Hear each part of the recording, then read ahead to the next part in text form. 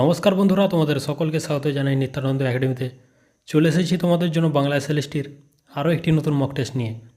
তো আজকের এই মক টেস্টে তোমাদের জন্য প্রশ্ন রয়েছে পাঠ্যপুস্তক এবং সাহিত্যের ইতিহাস থেকে 50টি এবং 40টি করে টোটাল 90টি। তো যারা আমাদের চ্যানেলের আগের ভিডিওগুলি দেখোনি সেই ভিডিওগুলি অবশ্যই দেখে নেবে। তোমরা বাংলা এসএলএসটির সমস্ত গুরুত্বপূর্ণ ভিডিওগুলি একটি প্লেলিস্টের মধ্যে পেয়ে যাবে, আর সেই প্লেলিস্টের লিঙ্ক দিয়েছি আমি এই ভিডিওর ডেসক্রিপশন বক্সে। আর যারা আমাদের চ্যানেলে প্রথমবার ভিডিও দেখছো তোমরা চ্যানেলটিকে অবশ্যই সাবস্ক্রাইব করে নেবে বাংলা এসএলএসটির গুরুত্বপূর্ণ ভিডিও পাওয়ার জন্য। তাহলে চলো আজকের ক্লাসটি শুরু করা যাক। তাহলে চলো প্রথম প্রশ্নে, একটা তুচ্ছ বাঙালি ভূঁইয়ার বিদ্রোহে যে হিন্দুস্থানের বাদশাহ এতদূর চিন্তিত, এটা আমি বিশ্বাস করতে পারছি না। হিন্দুস্থানের বাদশাহ বলতে কার কথা বোঝানো হয়েছে? সেলিম, আকবর, সিরাজউদ্দৌলা নাকি প্রতাপাদিত্য? তোমরা প্রত্যেকেই উত্তর কমেন্ট বক্সে জানানোর চেষ্টা করবে। তো এই প্রশ্নের সঠিক উত্তরটি হয়ে যাবে আকবর। চলো 2 নম্বর প্রশ্নে, শান্ত শিষ্ট মিষ্টভাষী প্রেমপূর্ণ প্রাণ কিন্তু বড় দুর্বল কার সম্পর্কে বলা হয়েছে? সেলিম, আকবর, সিরাজউদ্দৌলা নাকি বাঙালির সম্পর্কে? তো এই কথাগুলি বলা হয়েছে বাঙালিদের সম্পর্কে। চলো 3 নম্বর প্রশ্নে, দুর্বলতার জন্য বাঙালিতে একতা নেই কথাটি কে বলেছে? আকবর, সেলিম, সিরাজ নাকি প্রতাপাদিত্য? দুর্বলতার জন্য বাঙালিতে একতা নেই কথাটি কে বলেছে? তো এই কথাটি বলেছে সেলিম। চলো 4 নম্বর প্রশ্নে, বাঙালিদের বৈশিষ্ট্য হলো পরছিদ্রান্বেষী, পরস্ত্রী কাতর, স্বার্থপর নাকি সবগুলি? বাঙালিদের বৈশিষ্ট্য কী? তো এই প্রশ্নের সঠিক উত্তরটি হয়ে যাবে সবগুলি। পরছিদ্রান্বেষী, পরশ্রী কাতর, স্বার্থপর। চলো 5 নম্বর প্রশ্নে, বাঙালি যে কারণে জগতে অদ্বিতীয়, জ্ঞানে, বিদ্যায়, বুদ্ধিমত্তায় নাকি সবগুলি? যারা পারবে অবশ্যই উত্তর কমেন্ট বক্সে জানাবে। তো এই প্রশ্নের সঠিক উত্তরটি হয়ে যাবে সবগুলি। জ্ঞানে, বিদ্যায়, বুদ্ধিমত্তায়, এ সবগুলি কারণেই বাঙালি জগতে অদ্বিতীয়। চলো 6 নম্বর প্রশ্নে, অনুজাতির 10 কার্য বাঙালির 10 কার্যহানি কথাটি কে বলেছে? আকবর, সেলিম, সিরাজ নাকি প্রতাপাদিত্য? তো এই প্রশ্নের সঠিক উত্তরটি হয়ে যাবে সেলিম। চলো 7 নম্বর প্রশ্নে, কখনো কখনো অত্যাচারের কথা আমার কানে আসতে পথে মিলিয়ে গেছে কথাটি কে বলেছে? প্রতাপাদিত্য, সেলিম, আকবর নাকি সিরাজ? কখনো কখনো অত্যাচারের কথা আমার কানে আসতে পথে মিলিয়ে গেছে কথাটি কে বলেছে? তো এই কথাটি বলেছে আকবর। চলো 8 নম্বর প্রশ্নে, একজন মহান শক্তিমান যুবকের কৌশলে তারা আজ মহান জাতির জীবনে উল্লাসিত। মহান শক্তিমান যুবক বলতে কার কথা বোঝানো হয়েছে? আকবর, সেলিম, প্রতাপাদিত্য নাকি সিরাজ? তো এই প্রশ্নের সঠিক উত্তরটি হয়ে যাবে প্রতাপাদিত্য। চলো 9 নম্বর প্রশ্নে, আমিও তার আচরণে মুগ্ধ হয়ে তাকে যশোরের আধিপত্য প্রদান করেছি। আকবর কাকে যশোরের আধিপত্য প্রদান করেছেন? সেলিম, প্রতাপাদিত্যকে, শকত জঙ্গকে নাকি সিরাজকে? আকবর কাকে যশোরের আধিপত্য প্রদান করেছিলেন? তো এই প্রশ্নের সঠিক উত্তরটি হয়ে যাবে প্রতাপাদিত্যকে। চলো 10 নম্বর প্রশ্নে, জাহাপনা আজও আপনি দুনিয়া জয় করতে পারেননি বক্তা কে? সেলিম, আকবর, মীর মদন নাকি প্রতাপাদিত্য? তো এই প্রশ্নের সঠিক উত্তরটি হয়ে যাবে প্রতাপাদিত্য। 11 নম্বর প্রশ্ন, সে উজ্জ্বল পলকহীন বিশাল চক্ষু আমার দৃষ্টিপথ ভেদ করে হৃদয় মধ্যস্থ শক্তির ভাণ্ডার অন্বেষণ করেছে কার কথা বলা হয়েছে? চন্দ্রনাথ, নরূপ, প্রতাপাদিত্য নাকি শোভন? তো এই প্রশ্নের সঠিক উত্তরটি হয়ে যাবে প্রতাপাদিত্যের কথা। চলো পরবর্তী প্রশ্নে, প্রতাপাদিত্য নাটকে কে প্রতাপাদিত্যের সাথে যুদ্ধ করতে গিয়ে পরাস্ত হয়ে পালিয়ে এসেছে? শের খাঁ, ইব্রাহিম, আজিম খাঁ নাকি সেলিম? কে প্রতাপাদিত্যের সাথে যুদ্ধ করতে গিয়ে পরাস্ত হয়ে পালিয়ে এসেছে? তো এই প্রশ্নের সঠিক উত্তরটি হয়ে যাবে ইব্রাহিম। চলো 13 নম্বর প্রশ্নে, বাজি গল্পের লেখককে? অক্ষয়চন্দ্র সরকার, অনুপমা বসুমাতারি, আন্তন চেকভ নাকি লীলা মজুমদার? তো বাজি গল্পের লেখক হলেন আন্তন চেকভ। চলো 14 নম্বর প্রশ্নে, বাজি গল্পটি কোন মূল ভাষায় রচিত? রাশিয়ান, তেলেগু, মালায়ালম নাকি বাংলা? তো বাজি গল্পটি মূল যে ভাষায় রচিত সেটি হচ্ছে রাশিয়ান। চলো পরবর্তী প্রশ্নে, বাজি গল্পটি প্রকাশিত হয়েছিল কত সালে? 1860, 1888, 1871 নাকি 1889? বাজি গল্পটি কবে প্রকাশিত হয়েছিল? তো বাজি গল্পটি প্রকাশিত হয়েছিল 1889 সালে। চলো 16 নম্বর প্রশ্নে, বাজি গল্পের শুরুতে কোন ঋতুর নাম উল্লেখ রয়েছে? গ্রীষ্ম, বর্ষা, শরৎ, শীত? বাজি গল্পের শুরুতে কোন ঋতুর নাম উল্লেখ রয়েছে? তো এই প্রশ্নের সঠিক উত্তরটি হয়ে যাবে শরৎ। চলো 17 নম্বর প্রশ্নে, বাজি গল্পের বৃদ্ধ মহাজনের কত বছর আগের কথা মনে পড়ে? 11, 15, 20 নাকি 27? বাজি গল্পের বৃদ্ধ মহাজনের কত বছর আগের কথা মনে পড়েছিল? তো এই প্রশ্নের সঠিক উত্তরটি হয়ে যাবে 15 বছর। চলো 18 নম্বর প্রশ্নে, বাজি গল্পে উল্লিখিত আইনজীবীর বয়স কত ছিল? 25, 30, 35 নাকি 27? বাজি গল্পে উল্লিখিত আইনজীবীর বয়স কত ছিল? তো বাজি গল্পে উল্লিখিত আইনজীবীর বয়স ছিল 25 বছর। চলো 19 নম্বর প্রশ্নে, আপনি একেবারে বাজে বকছেন কথাটি কে বলেছে? মহাজন, উকিল, কানাই রায় নাকি হরিচরণ? আপনি একেবারে বাজে বকছেন কথাটি কে বলেছে? তো এই কথাটি বলেছে মহাজন। কাকে বলেছে? উকিলকে। চলো 20 নম্বর প্রশ্নে, প্রাণদণ্ড ও কারাদণ্ড বিষয়ে মহাজন কত টাকার বাজি ধরেছিল? 15 লাখ, 20 লাখ, 10 লাখ নাকি 40 লাখ? তো প্রাণদণ্ড ও কারাদণ্ড বিষয়ে মহাজন বাজি ধরেছিল 20 লাখ।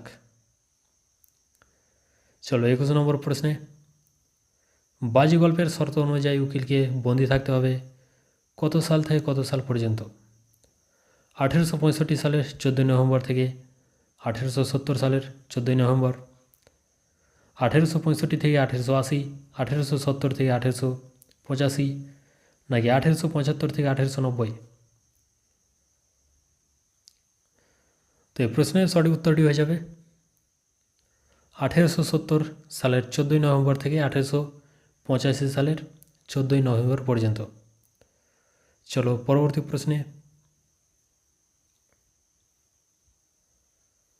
বন্দিদশায় প্রথম বছর উকিল যে বই চেয়ে পাঠিয়েছিলেন, প্রেমের, রহস্যের, রূপকথার নাকি সবগুলি?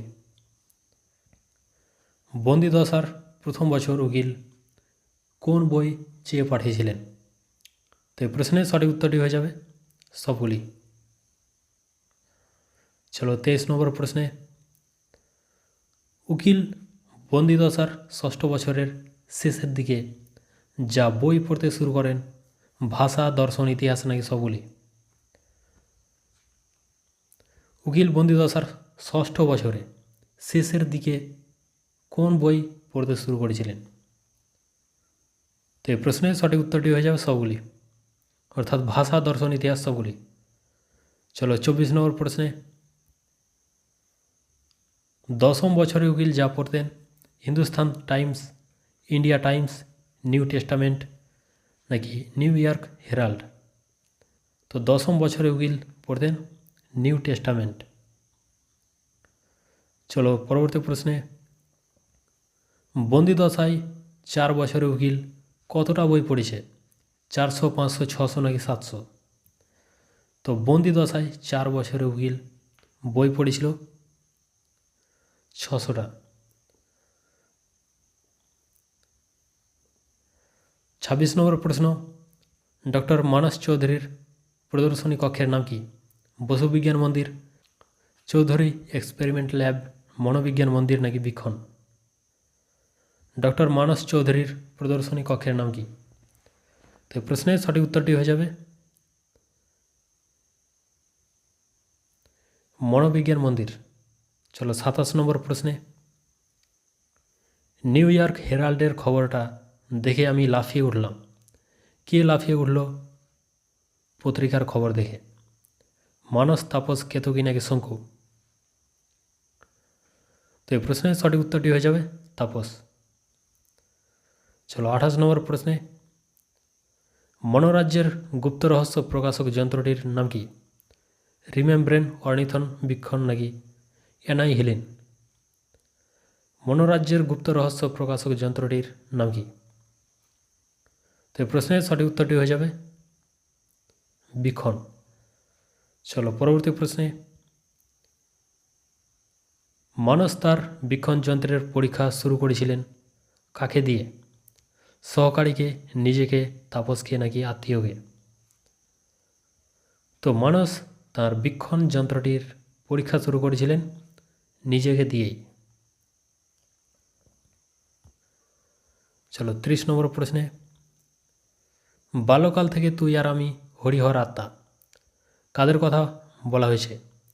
অপূর্ব রামদাস, নিমায় ও জগদীশ, মানস ও তাপস নাকি সীতারাম বাবু ও ধীরাজ বাবু? তো এখানে বলা হয়েছে মানস ও তাপস। চলো 31 নম্বর প্রশ্নে, মানস বাবুর ভৃত্যের নাম কি? প্রহ্লাদ, দশরথ, দেবু নাকি গিরিশ? মানস বাবুর ভৃত্যের নাম কি ছিল? তো মানস বাবুর ভৃত্যের নাম ছিল দশরথ।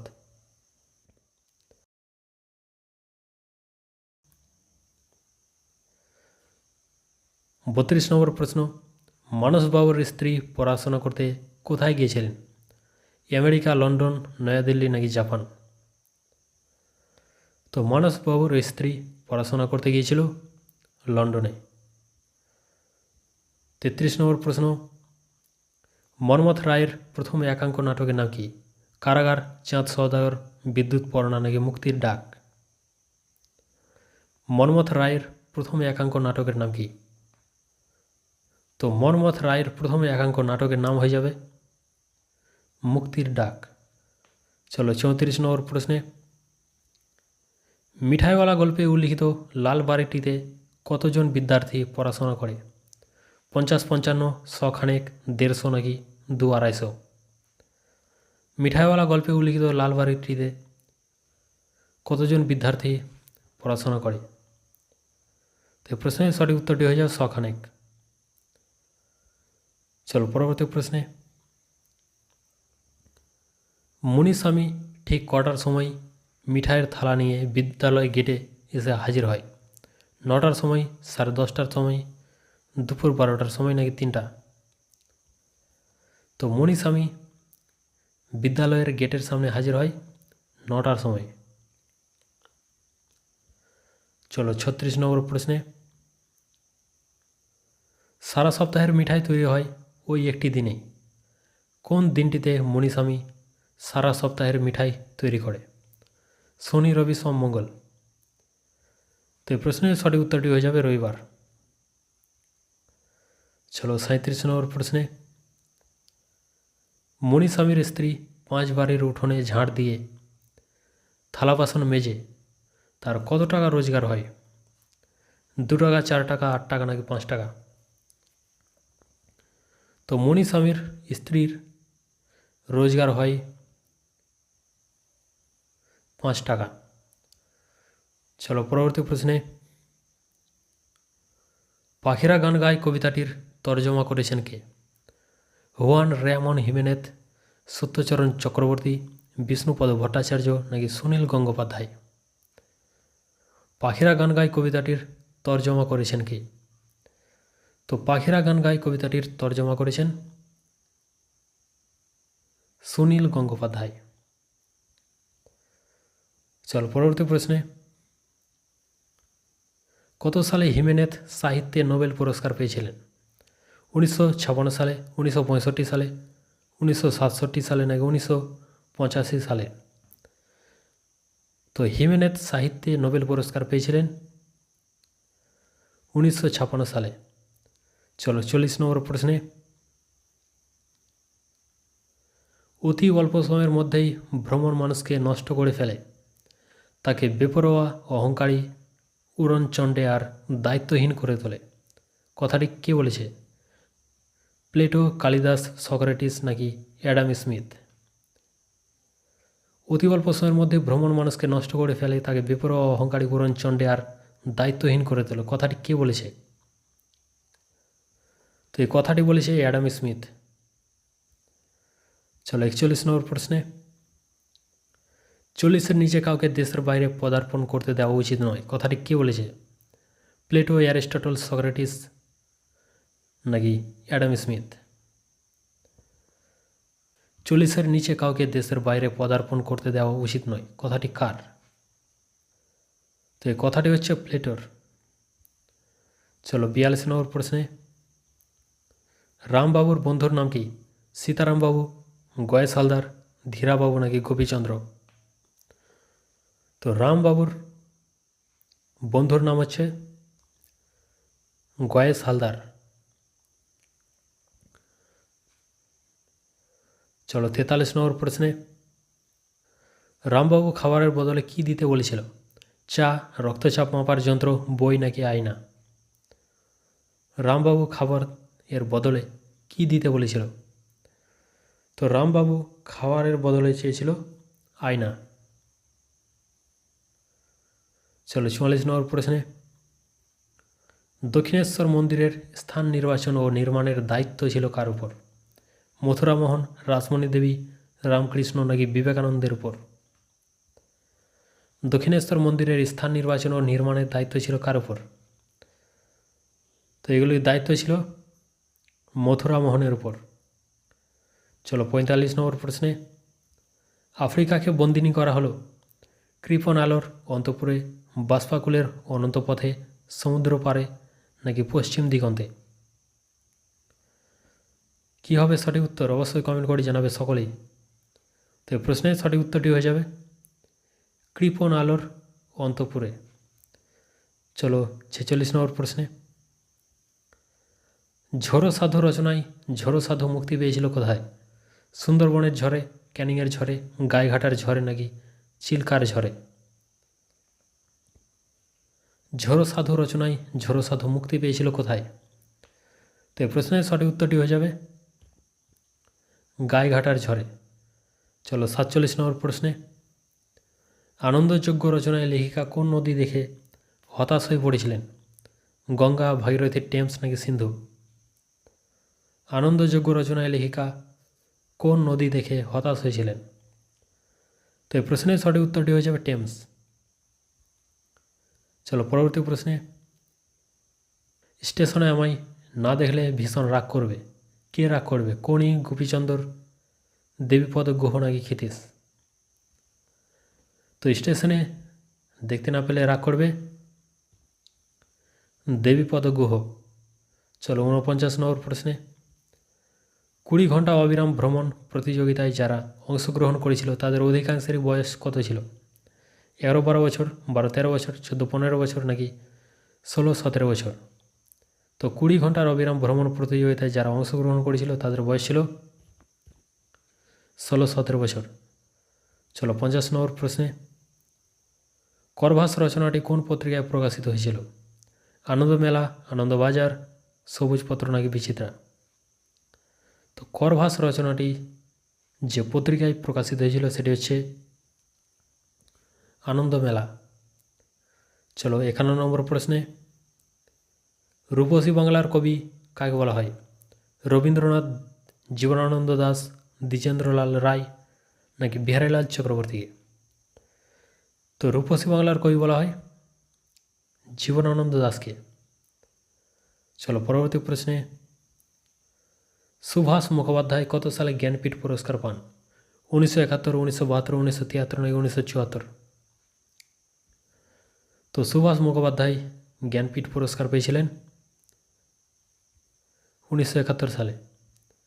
চলো পরবর্তী প্রশ্নে, যতীন্দ্রনাথ সেনগুপ্তের প্রথম কবিতার নাম কি? নবান্ন, বঙ্গমাতা, শীত নাকি হাট? যতীন্দ্রনাথ সেনগুপ্তের প্রথম কবিতার নাম কি? তো যতীন্দ্রনাথ সেনগুপ্তের প্রথম কবিতার নাম হয়ে যাবে শীত। চলো 54 নম্বর প্রশ্নে, লোহার ব্যথা কবিতাটি কোন কাব্যগ্রন্থের অন্তর্গত? মরুশিখা, মরীচিকা, মরুমায়া নাকি সায়ম? লোহার ব্যথা কবিতাটি কোন কাব্যগ্রন্থের অন্তর্গত? তো লোহার ব্যথা কবিতা যে কাব্যগ্রন্থের অন্তর্গত সেটি হচ্ছে মরুশিখা। চলো 55 নম্বর প্রশ্নে, নবান্ন কবিতাটি কোন কাব্যগ্রন্থের? মরুশিখা, মরীচিকা, মরুমায়া নাকি নিঃশান্তিকা? নবান্ন কবিতাটি কোন কাব্যগ্রন্থের? তো নবান্ন কবিতাটি মরুমায়া কাব্যগ্রন্থের অন্তর্গত। চলো 56 নম্বর প্রশ্নে, মরুমায়া কাব্যগ্রন্থের প্রথম কবিতার নাম কি? রেলঘুম, অন্ধকার, অন্বেষণ নাকি আসছে জন্মে? মরুমায়া কাব্যগ্রন্থের প্রথম কবিতার নাম কি? তো মরুমায়া কাব্যগ্রন্থের প্রথম কবিতার নাম হয়ে যাবে অন্বেষণ। চলো পরবর্তী প্রশ্নে, বুদ্ধদেব বসুর প্রথম কাব্যগ্রন্থের প্রকাশকাল কত? 1933 খ্রিস্টাব্দ, 1932, 1930 নাকি 1925? তো বুদ্ধদেব বসুর প্রথম কাব্যগ্রন্থের প্রকাশকাল হয়ে যাবে 1925 খ্রিস্টাব্দ। প্রথম কাব্যগ্রন্থের নাম কি? মর্মবাণী। চলো পরবর্তী প্রশ্নে, বুদ্ধদেব বসুর প্রথম কবিতার নাম কি? নতুন পাতা, যাত্রী, অচেনা মানুষ নাকি ইলিশ? বুদ্ধদেব বসুর প্রথম কবিতার নাম কি? তো বুদ্ধদেব বসুর প্রথম কবিতার নাম হয়ে যাবে যাত্রী। চলো পরবর্তী প্রশ্নে, বুদ্ধদেব বসুর বন্দির বন্দনা কাব্যগ্রন্থের প্রথম কবিতা কোন পত্রিকায় প্রকাশিত হয়? কল্লোল, যুগান্তর, দেশ নাকি বসুমতী? বুদ্ধদেব বসুর বন্দির বন্দনা কাব্যগ্রন্থের প্রথম কবিতাটি কোন পত্রিকায় প্রকাশিত হয়েছিল?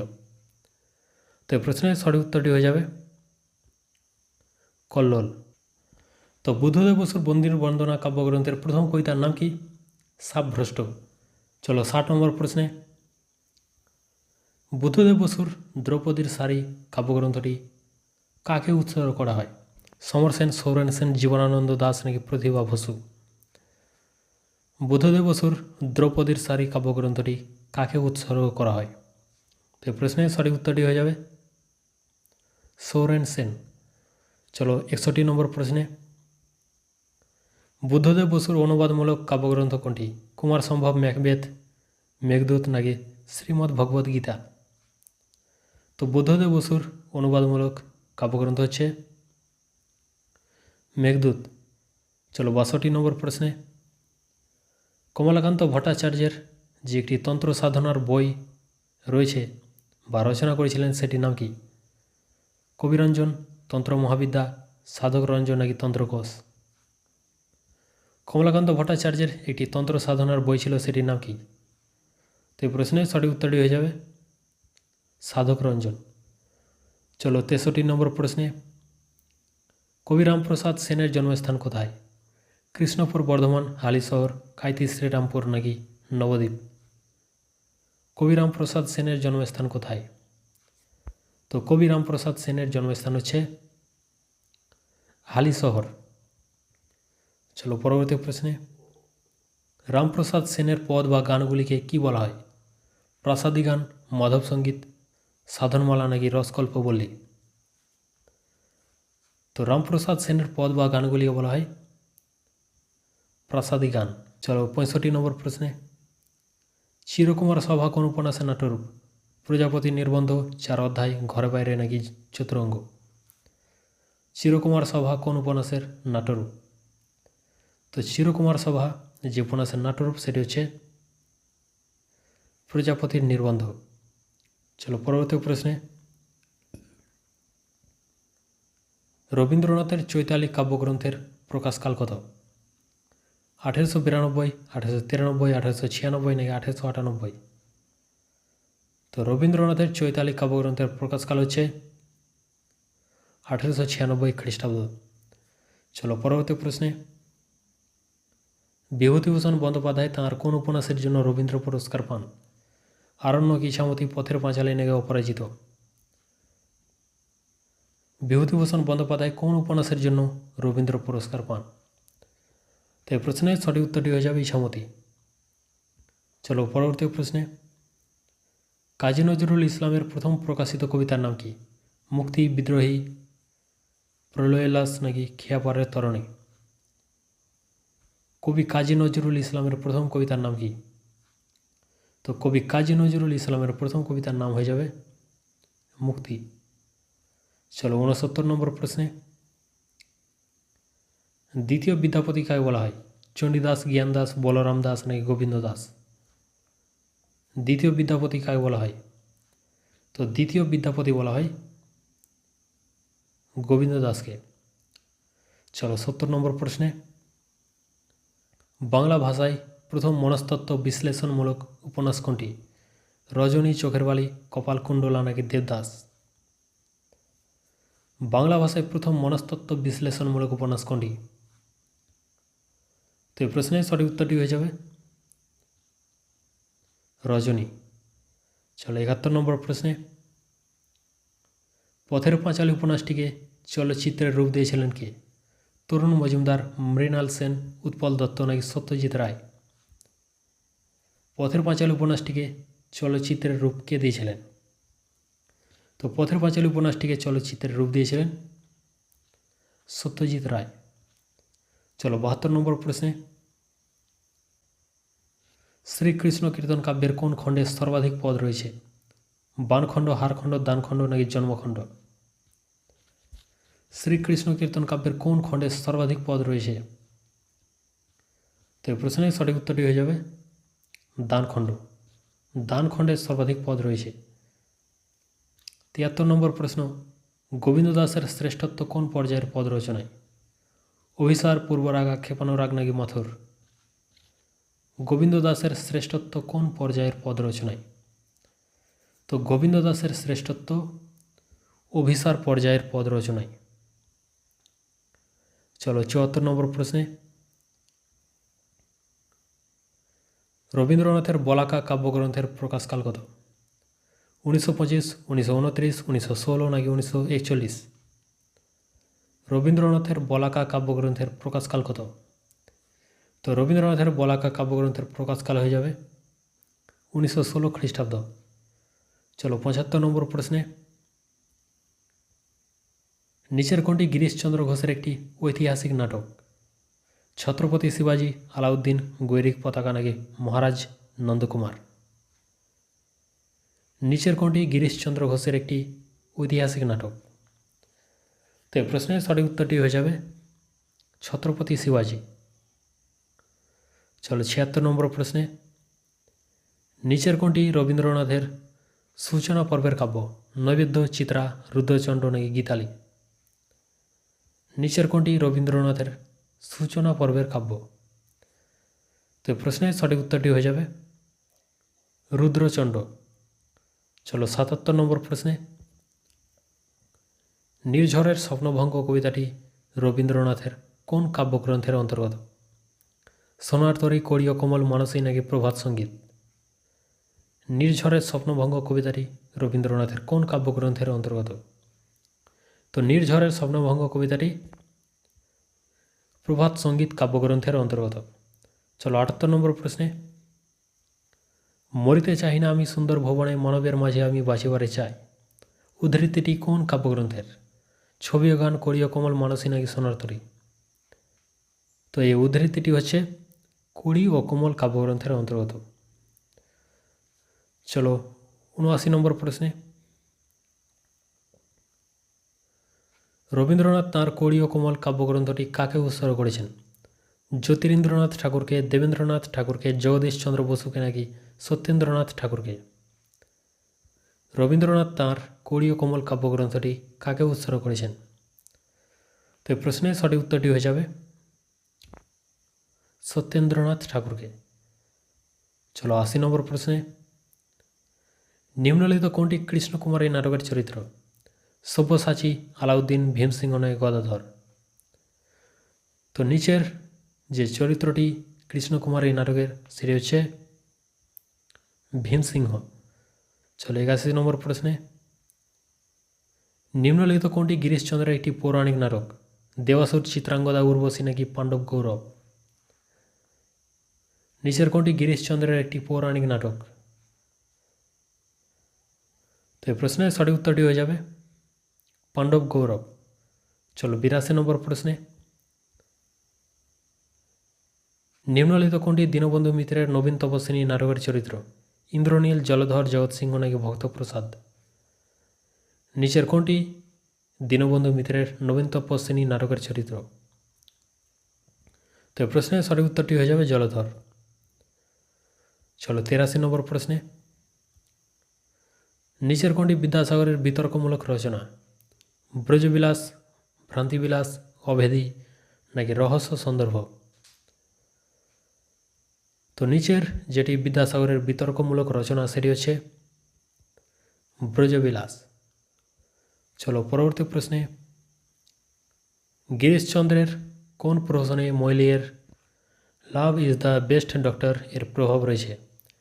জैसा কি তैसा, সপ্তমীতে বিসর্জন, বেল্লিক বাজার নাকি বড়দিনের বকশিস? গিরিশচন্দ্রের কোন প্রহসনে মলিয়ের love is the best doctor এর প্রভাব রয়েছে? তো এই প্রশ্নের সঠিক উত্তরটি হয়ে যাবে जैसा কি तैसा। চলো 85 নম্বর প্রশ্নে, বিল্বমঙ্গল নাটকটি প্রথম কোথায় অভিনীত হয়? স্টার থিয়েটারে, বেলগাছিয়া থিয়েটারে, মিনার্ভা থিয়েটারে নাকি বিদ্যুৎ সাহিনী থিয়েটারে? তো বিল্বমঙ্গল নাটকটি প্রথম অভিনীত হয়েছিল স্টার থিয়েটারে। চলো 86 নম্বর প্রশ্নে, মেবার ও রাঠোর রাজবংশের কাহিনী নিয়ে গিরিশচন্দ্রের কোন নাটকটি রচিত? তো এই প্রশ্নের সঠিক উত্তরটি হয়ে যাবে চণ্ড। মেবার ও রাঠোরের রাজবংশের কাহিনী নিয়ে রচিত চণ্ড নাটকটি। চলো 87 নম্বর প্রশ্নে, গিরিশচন্দ্রের প্রফুল্ল নাটকের প্রকাশকাল কত? 1889, 1882, 1886 নাকি 1895? তো গিরিশচন্দ্রের প্রফুল্ল নাটকের প্রকাশকাল হয়ে যাবে 1889 খ্রিস্টাব্দ। চলো 88 নম্বর প্রশ্নে, সমরেশ বসু কোন উপন্যাসের জন্য সাহিত্য একাডেমি পুরস্কার পান? গঙ্গা, বিটি রোডের ধারে, অমৃত কুম্ভের সন্ধানে নাকি সাম্ব?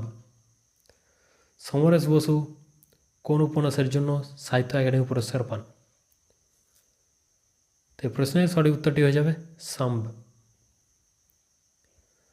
চলো 89 নম্বর প্রশ্নে, সমরেশ বসুর কোনটি আঞ্চলিক উপন্যাস? গঙ্গা, বিবর, প্রজাপতি নাকি মহাকালের রথের ঘোড়া? তো সমরেশ বসুর যেটি আঞ্চলিক উপন্যাস সেটি হচ্ছে গঙ্গা। চলো আজকের লাস্ট প্রশ্নে, অভিমন্যু সতীনাথ ভাদুরীর কোন উপন্যাসের চরিত্র? জাগরি, চিত্রগুপ্তের ফাইল, ঢোঁড়ায় জড়িত মানস নাকি অচিন রাগিনী? তো অভিমন্যু সতীনাথ ভাদুরীর যে উপন্যাসের চরিত্র সেটি হচ্ছে চিত্রগুপ্তের ফাইল। তো আজকের এই 90টি প্রশ্নের মধ্যে কত স্কোর করতে পারলে সেটি অবশ্যই কমেন্ট করে জানাবে। আর ভিডিওটি ভালো লাগলে অবশ্যই একটি লাইক করবে আর বন্ধুদের সাথে প্রচুর পরিমাণে শেয়ার করবে। তাহলে দেখা হচ্ছে পরবর্তী খুবই গুরুত্বপূর্ণ আরও একটি মক টেস্টে।